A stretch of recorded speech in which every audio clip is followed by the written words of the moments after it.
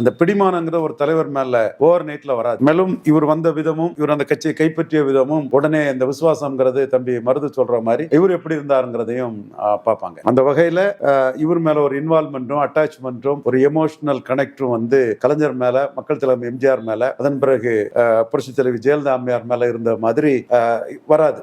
ஸ்டாலின் அளவு கூட இவருக்கு வராது. ஸ்டாலினை விட ரொம்ப டிஸ்டன்ஸ்ல தான் இவருக்கு அந்த கனெக்ட் இருக்கும்.